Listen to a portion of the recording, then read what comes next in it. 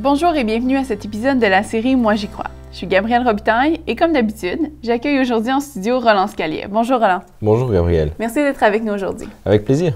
Roland, lors des 2 dernières émissions, on a étudié l'Église sous différents aspects. Aujourd'hui, j'aimerais qu'on étudie plus précisément 2 de ces pratiques, le baptême et la Sainte Seine. Oui, ce sont 2 symboles qui sont importants, mais qui sont parfois mal compris. Donc je pense que c'est bien qu'on les regarde un peu plus en détail aujourd'hui. Je te propose qu'on commence par le baptême. On l'a déjà mentionné plusieurs fois dans d'autres émissions sans avoir le temps de l'expliquer. Alors le baptême, qu'est-ce que c'est? Bien, encore une fois, une petite leçon de grec s'impose. Le verbe baptiser vient du grec baptizo. Ce mot est dérivé de bapto, qui signifie plonger. Donc baptiser implique donc l'idée d'immersion, de plonger dans l'eau. Alors pratiquement, comment ça se passe? Pour le savoir, la Bible nous donne des indices. Par exemple, dans Matthieu 3, 5, 6, il est question de Jean-Baptiste et il est dit « Les habitants de Jérusalem, de toute la Judée et de tout le pays des environs du Jourdain se rendaient auprès de lui.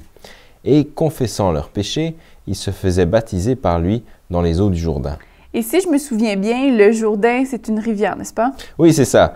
C'est un fleuve de 360 km qui prend sa source dans les montagnes du Liban et qui se jette dans la mer Morte. On a encore d'autres précisions dans Jean 3, verset 23. Jean aussi baptisait à Hénon, près de Salim, parce qu'il y avait là beaucoup d'eau et on y venait pour être baptisé. Donc pour baptiser, Jean avait besoin de beaucoup d'eau. Oui, c'est ce qu'on comprend. Ensuite, dans Acte 8, on a l'histoire de Philippe et de l'Éthiopien. Philippe l'évangéliste rencontre en chemin un Éthiopien qui lit le livre d'Ésaïe et il ne le comprend pas, alors Philippe se propose de le lui expliquer.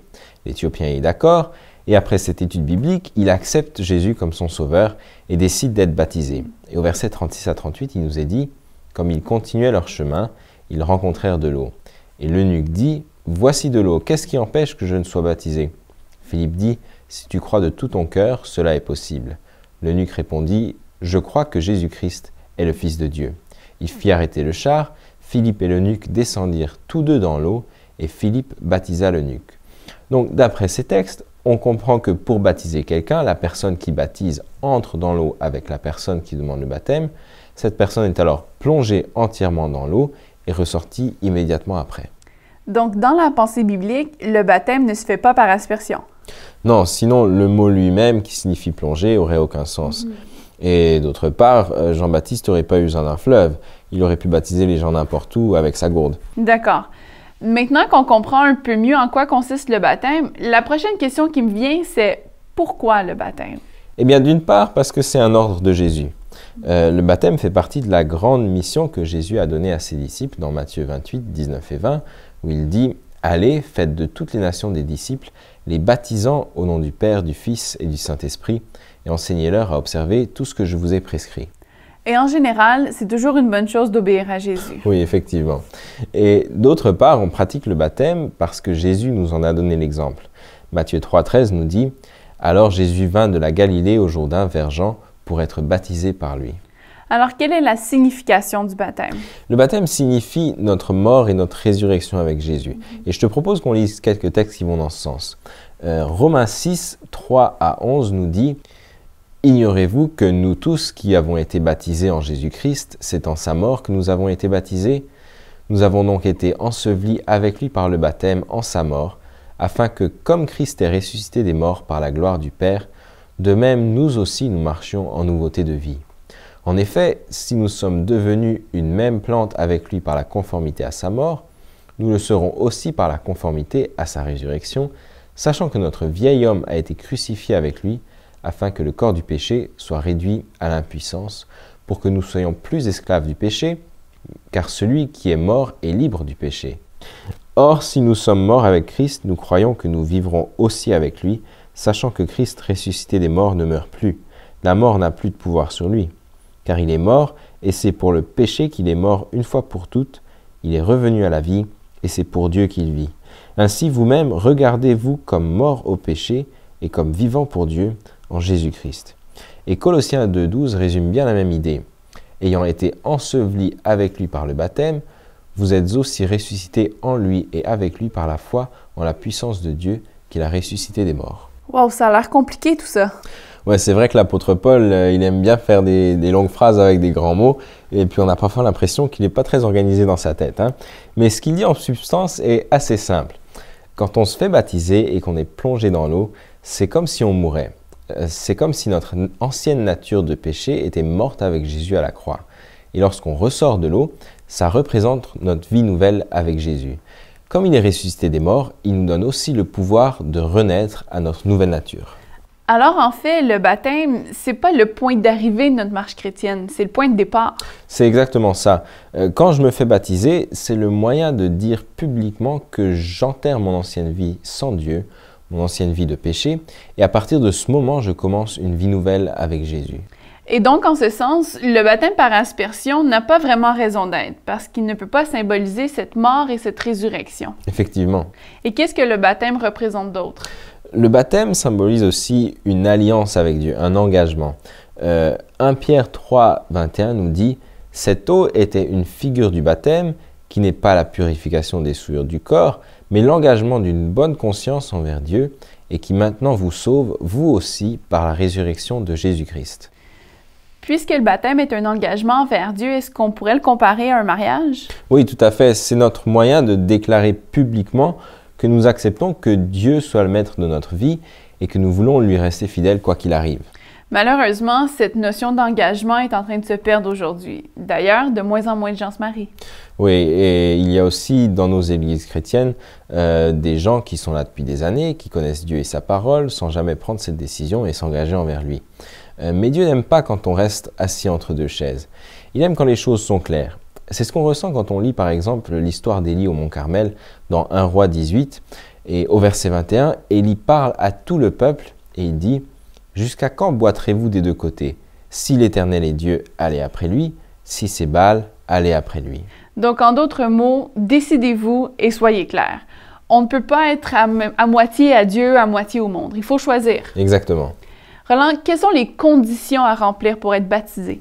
La première, c'est de croire en Jésus comme notre sauveur personnel.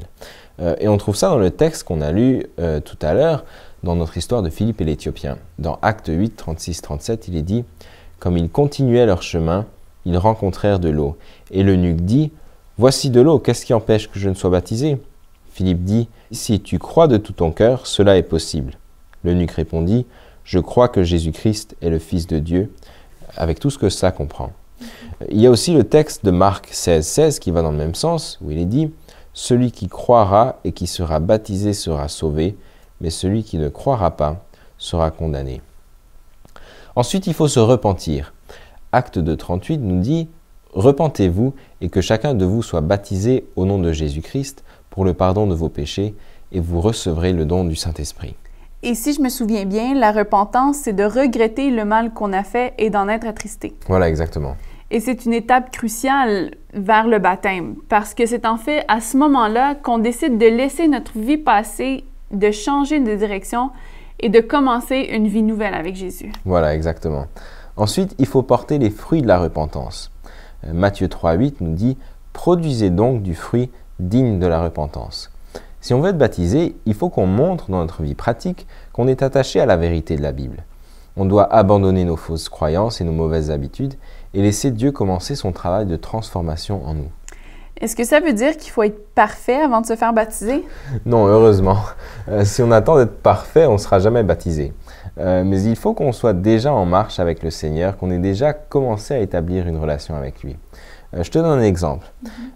Imagine qu'un gars et une fille se rencontrent pour la première fois et que c'est le coup de foudre.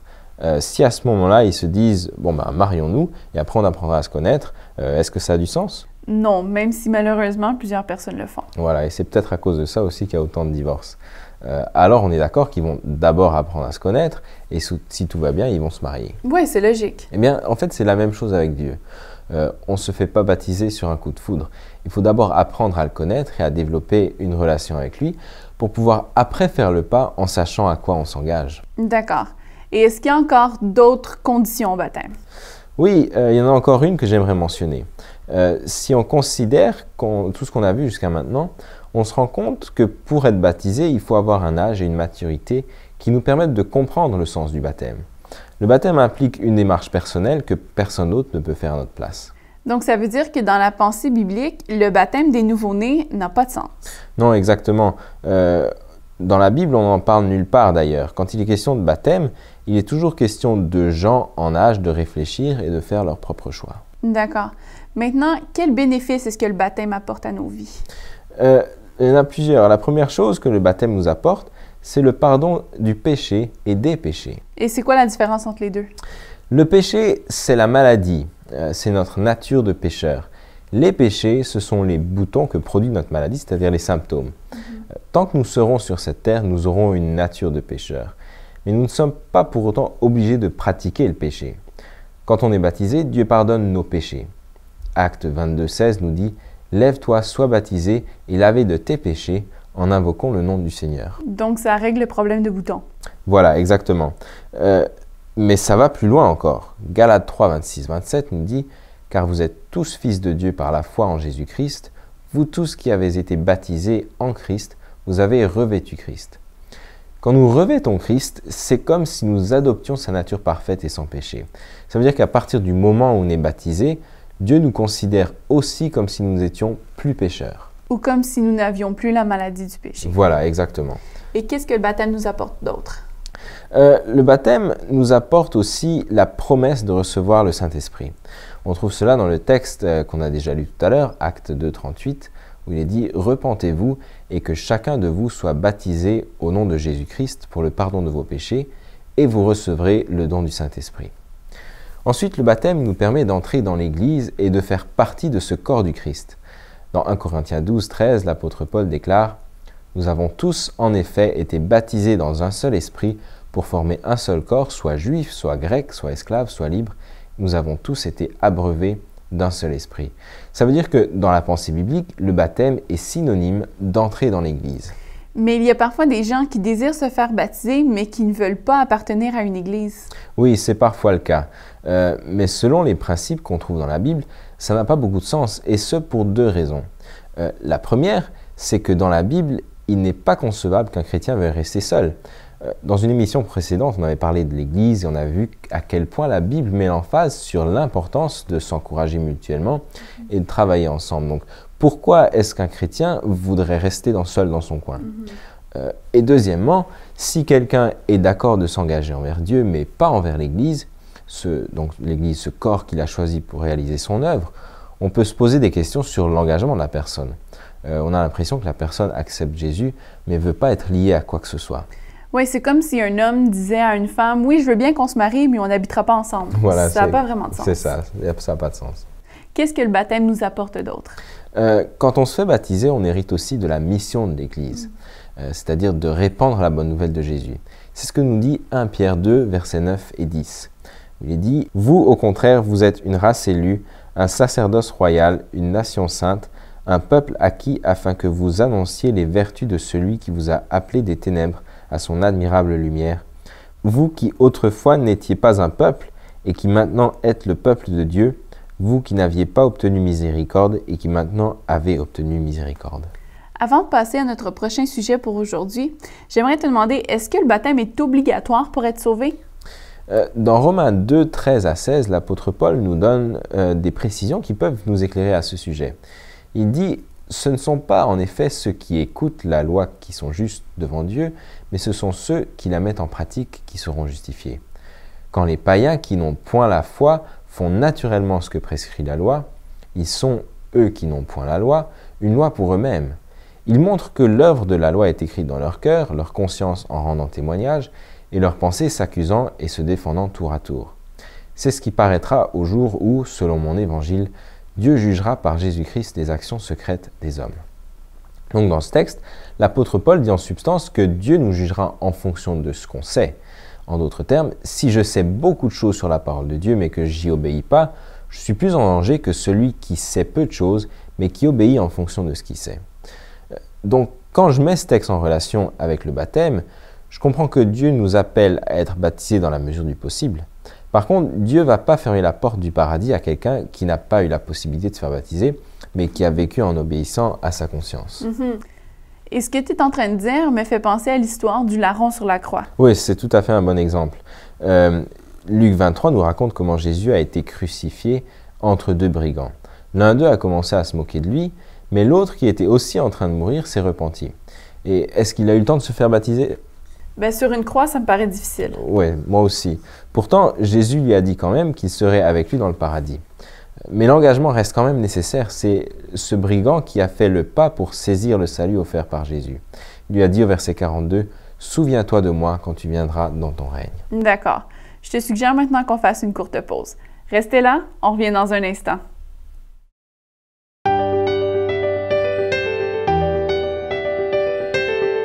Mieux vivre, c'est des ressources pour une vie meilleure. Pour accéder à nos vidéos, nos émissions de radio et nos articles, visitez-nous au www.mieuxvivre.org. On est de retour et on continue notre discussion autour de la Bible avec Roland. Avant la pause, on a parlé du baptême. Maintenant, j'aimerais qu'on étudie une autre pratique biblique, celle de la Sainte Seine, qu'on appelle aussi parfois le service de communion. D'accord. Alors Roland, qu'est-ce que c'est la Sainte Seine? La Sainte Seine, c'est une cérémonie que Jésus a instituée en remplacement de la Pâque. Et pourquoi est-ce que la Pâque devait être remplacée? Justement parce que la Pâque préfigurait la venue de Jésus pour nous sauver. Durant cette fête, un agneau était sacrifié pour représenter la mort de Jésus pour nous. Comme Jésus allait mourir le lendemain, cette fête n'aurait plus lieu d'être puisque le sacrifice serait accompli. Alors, au lieu de continuer à célébrer cette Pâque qui préfigurait sa mort, Jésus l'a remplacée par un rituel qui commémorerait son sacrifice. D'accord. Et en quoi consiste la Sainte Seine? Elle est composée de deux parties. Il y a le lavement des pieds, et ensuite il y a le repas ou la Sainte Seine à proprement parler, dans lequel on mange du pain sans levain et on boit du jus de raisin. Alors commençons par le lavement des pieds. Pour bien comprendre de quoi il s'agit, est-ce qu'on pourrait lire la description qui est donnée dans la Bible? Oui, bien sûr. Le récit du lavement des pieds se trouve dans Jean 13, 1 à 17. C'est un peu long, mais ça va nous aider à nous mettre dans le contexte. Au moment de la Pâque, Jésus et ses disciples sont réunis dans une pièce pour célébrer cette fête ensemble. Et le texte dit « Avant la fête de Pâques, Jésus, sachant que son heure était venue de passer de ce monde au Père, ayant aimé les siens qui étaient dans le monde, mit le comble à son amour pour eux. Pendant le souper, alors que le diable avait déjà mis dans le cœur de Judas Iscariote, fils de Simon, le dessein de le livrer, Jésus, qui savait que le Père avait remis toutes choses entre ses mains, qu'il était venu de Dieu et qu'il s'en allait à Dieu, se leva de table, ôta ses vêtements et prit un linge dont il se ceignit. Ensuite, il versa de l'eau dans un bassin et se mit à laver les pieds des disciples et à les essuyer avec le linge dont il était ceint. Il vint donc à Simon-Pierre, et Pierre lui dit « Toi, Seigneur, tu me laves les pieds ?» Jésus lui répondit « Ce que je fais, tu ne le comprends pas maintenant, mais tu le comprendras bientôt. » Pierre lui dit « Non, jamais tu ne me laveras les pieds. » Jésus lui répondit « Si je ne te lave, tu n'auras point de part avec moi. » Simon-Pierre lui dit « Seigneur, non seulement les pieds, mais encore les mains et la tête. » Jésus lui dit « Celui qui est baigné n'a besoin que de se laver les pieds pour être entièrement pur. Et vous êtes purs, mais non pas tous, car il connaissait celui qui allait le livrer. C'est pourquoi il dit « Vous n'êtes pas tous purs. » Après qu'il leur eut lavé les pieds et qu'il eut pris ses vêtements, il se remit à table et leur dit « Comprenez-vous ce que je vous ai fait? Vous m'appelez Maître et Seigneur, et vous dites bien, car je le suis. Si donc je vous ai lavé les pieds, moi, le Seigneur et le Maître, vous devez aussi vous laver les pieds les uns des autres. Car je vous ai donné un exemple, afin que vous fassiez comme je vous ai fait. En vérité, je vous le dis, le serviteur n'est pas plus grand que son Seigneur, ni l'apôtre plus grand que celui qui l'a envoyé. Si vous savez ces choses, vous êtes heureux, pourvu que vous les pratiquiez. » Mais se laver les pieds, ça peut sembler un peu inhabituel ou même bizarre. Ouais, pour nous, c'est un peu étrange. Mais à l'époque, c'était quelque chose qui était en fait très répandu. C'était un pays chaud, les gens se déplaçaient souvent à pied, en sandales, et les chemins étaient poussiéreux. Alors, quand des gens étaient invités chez d'autres gens, c'était la coutume que le serviteur lave leurs pieds en entrant dans la maison pour qu'ils se sentent mieux et qu'ils soient propres avant de passer à table. D'accord. Alors, qu'est-ce que signifie cette pratique du lavement des pieds? C'est d'abord une introduction à la Sainte Seine. Le texte nous dit au verset 1 que Jésus l'a fait avant la fête de Pâques. D'accord. Alors, est-ce que le lavement des pieds va nous préparer pour être dans le bon esprit pour ce qui va suivre? Oui, c'est ça. Ensuite, le lavement des pieds est aussi un signe d'humilité. On a vu il y a un instant que c'est en fait le travail du serviteur que Jésus a fait. Au verset 16, Jésus a dit « Le serviteur n'est pas plus grand que son Seigneur, ni l'apôtre plus grand que celui qui l'a envoyé. » Et ce texte fait en fait écho à Luc 22, 26, où Jésus dit aussi que le plus grand parmi vous soit comme le plus petit, et celui qui gouverne comme celui qui sert. Donc, si je comprends bien, en pratiquant le lavement des pieds, Jésus nous invite à nous souvenir que nous sommes tous égaux. Il n'y en a pas qui sont plus importants que d'autres. Et nous sommes tous appelés à nous mettre au service les uns des autres avec humilité. Oui, c'est exactement ça, mais ça va encore plus loin. Par le lavement des pieds, on se rappelle aussi de l'humiliation que Jésus a subie pour nous. Il a servi l'humanité sans jamais compter pour être ensuite rejeté comme un malfaiteur. Ensuite, le lavement des pieds est aussi un symbole de purification de nos péchés après le baptême. C'est le verset 10 qui nous l'indique. Il est dit « Celui qui est baigné, donc entendons par là baptisé, n'a besoin que de se laver les pieds pour être entièrement pur. » Mais je croyais qu'on avait déjà été pardonné du péché et de nos péchés lors de notre baptême. Oui, c'est vrai, mais pratiquement, on sait tous que même après notre baptême, il nous arrive de retomber dans la tentation et de pécher. Le lavement des pieds nous permet de renouveler l'engagement qu'on a déjà fait à notre baptême et de recevoir de Dieu le pardon pour nos péchés. J'ai aussi l'impression que quand on fait l'expérience de recevoir le pardon de Dieu, on est aussi plus enclin à pardonner aux autres. Oui, absolument. Dans Matthieu 6, 14, 15, Jésus dit « Si vous pardonnez aux hommes leurs offenses, votre Père céleste vous pardonnera aussi.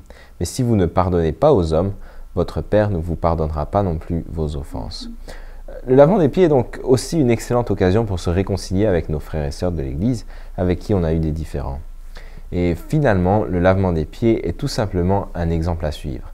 Au verset 14 et 15, Jésus dit « Si donc je vous ai lavé les pieds, moi, le Seigneur et le Maître, vous devez aussi vous laver les pieds les uns aux autres, car je vous ai donné un exemple afin que vous fassiez comme je vous ai fait. » D'accord. Maintenant, parle-nous davantage du repas, c'est-à-dire la Sainte Seine en tant que telle. D'accord. Eh bien, d'abord, je te propose qu'on lise ensemble le récit biblique du repas dans Matthieu 26, versets 17 à 20 et 26 à 29. Le premier jour des pains sans levain, les disciples s'adressèrent à Jésus pour lui dire « Où veux-tu que nous te préparions le repas de la Pâque ?» Il répondit « Allez à la ville chez un tel, et vous lui direz « Le maître dit, mon temps est proche. Je ferai chez toi la Pâque avec mes disciples. » Les disciples firent ce que Jésus leur avait ordonné, et ils préparèrent la Pâque. Le soir étant venu, il se mit à table avec les 12. Pendant qu'ils mangeaient, Jésus prit du pain, et après avoir rendu grâce, il le rompit, et le donna aux disciples en disant « Prenez, mangez, ceci est mon corps. » Il prit ensuite une coupe, après avoir rendu grâce, il la leur donna en disant « Buvez-en tous, car ceci est mon sang, le sang de l'alliance qui est répandu pour beaucoup, pour le pardon des péchés.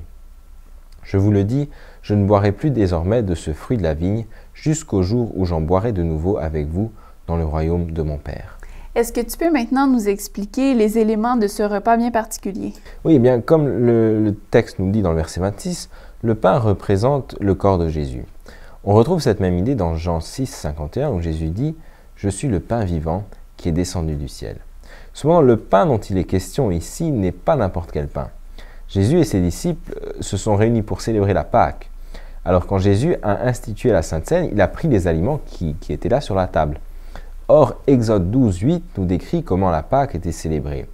Il est dit « On la mangera avec des pains sans levain et des herbes amères. » Et en quoi est-ce que c'est si important que le pain soit sans levain? Bien, le levain est en fait un agent de corruption qui produit la fermentation. Et dans la Bible, le levain représente souvent le péché, les mauvaises doctrines ou la méchanceté. On peut prendre par exemple Matthieu 16, versets 6 et 12, où il est dit « Jésus leur dit, gardez-vous avec soin du levain des pharisiens et des sadducéens. » Alors ils comprirent que ce n'était pas du levain du pain qu'il avait dit de se garder, mais de l'enseignement des pharisiens et des sadducéens. Ou un autre exemple encore plus clair, c'est celui de 1 Corinthiens 5, versets 6 à 8, où il est dit « C'est bien à tort que vous vous glorifiez. Ne savez-vous pas qu'un peu de levain fait lever toute la pâte ? Faites disparaître le vieux levain, afin que vous soyez une pâte nouvelle, puisque vous êtes sans levain, car Christ, notre Pâque, a été immolé.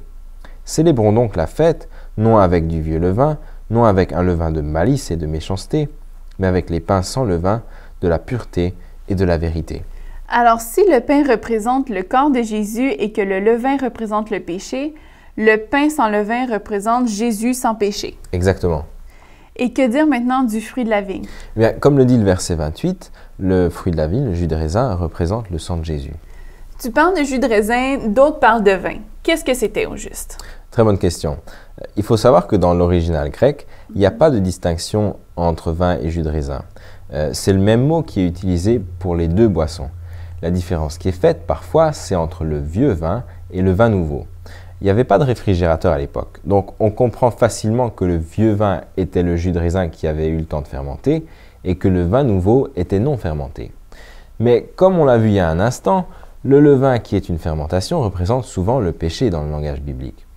Alors si on transpose ça dans le contexte du jus de raisin, est-ce que tu penses que Jésus, qui était sans péché, aurait utilisé un symbole qui lui-même représente le péché pour illustrer son sang? Non, corps? ça n'a pas de sens. D'un côté, on ne peut pas utiliser du pain sans levain et de l'autre côté, un jus fermenté. Voilà, exactement.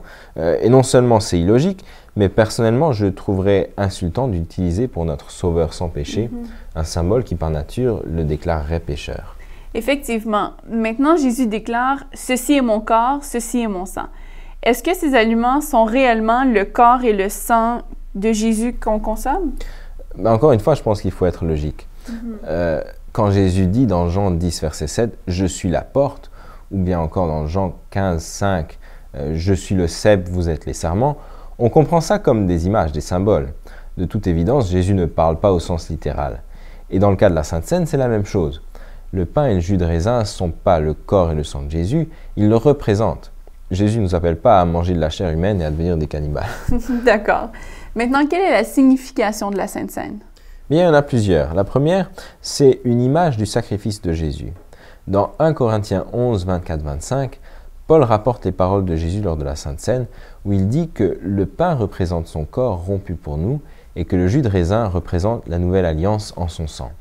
La Sainte Seine représente donc la mort que Jésus a subie à notre place. Mais ce n'est pas seulement une image, c'est aussi un mémorial. Dans le même texte d'1 Corinthiens 11, Jésus dit « Faites ceci en mémoire de moi ». En d'autres termes, c'est une pratique qui nous aide à nous souvenir du sacrifice que Jésus a fait pour nous. Oui, et par le fait même, on se souvient également qu'on a été libéré du péché. Mais c'est plus que cela. Dans Jean 6, 53 à 56, Jésus dit « en vérité, je vous le dis, si vous ne mangez la chair du Fils de l'homme et si vous ne buvez son sang, vous n'avez point la vie en vous-même. Celui qui mange ma chair et qui boit mon sang a la vie éternelle, et je le ressusciterai au dernier jour. Car ma chair est vraiment une nourriture et mon sang est vraiment un breuvage. Celui qui mange ma chair et qui boit mon sang demeure en moi et je demeure en lui. » D'après ce qu'on a vu un peu plus tôt, j'imagine que c'est encore une fois un langage symbolique. Oui, bien sûr. Manger le corps du Christ et boire son sang sont des expressions symboliques qui signifient l'assimilation de la parole de Dieu par laquelle on entretient notre relation avec lui. Dans Jean 6, 63, Jésus a dit « Les paroles que je vous ai dites sont esprit et vie ». Alors même si la célébration de la Sainte Seine n'a absolument rien de magique en soi, quand on mange le pain et qu'on boit le jus de raisin, c'est pour nous une manière de dire à Dieu « Merci pour le sacrifice de Jésus ». On l'accepte dans nos vies encore aujourd'hui et on veut vraiment que tu fasses partie de notre vie. Alors nourris-nous par ta parole. Ensuite, la Sainte Seine est aussi un outil de notre sanctification. Dans 1 Corinthiens 5, 6 à 8, le texte qu'on a déjà lu tout à l'heure, Paul utilise le langage de la Sainte Seine pour nous encourager à nous aussi enlever de nos vies le levain du péché. Alors quand on prend la Sainte Seine, ça nous rappelle aussi que nous devons être transformés. Oui, exactement. Et finalement, la Sainte Seine est aussi un moyen d'annoncer le retour de Jésus. Dans 1 Corinthiens 11, 26, il nous est dit « Car toutes les fois que vous mangez ce pain et que vous buvez cette coupe, vous annoncez la mort du Seigneur jusqu'à ce qu'il vienne. » Quand on se souvient que Jésus est venu la première fois pour mourir à notre place, on proclame aussi que son ministère ne s'arrête pas là, mais qu'il va revenir pour emmener avec lui tous ceux qui l'auront accepté. Relance sur ces paroles pleines d'espoir, notre temps s'est écoulé. Mais merci d'avoir été avec nous aujourd'hui. Avec plaisir. Par le baptême, notre immersion complète dans l'eau, nous confessons que nous acceptons Jésus comme notre sauveur personnel. Nous mourons alors à notre ancienne vie et commençons notre vie nouvelle avec Jésus. Précédé de preuves de repentance, le baptême signifie notre engagement envers Dieu, notre entrée dans l'Église et représente le pardon de nos péchés ainsi que la réception du Saint-Esprit. Le lavement des pieds symbolise le renouvellement de la purification reçue lors de notre baptême. Il exprime aussi notre disposition au service des autres avec humilité. Le lavement des pieds nous prépare à la Sainte Seine pendant laquelle nous mangeons les symboles du corps et du sang de Christ. Par cette cérémonie, nous exprimons notre foi dans le sacrifice de Jésus. Pour nous commémorerons sa mort et nous l'annonçons jusqu'à ce qu'il revienne. C'est ce que la Bible enseigne et moi, j'y crois.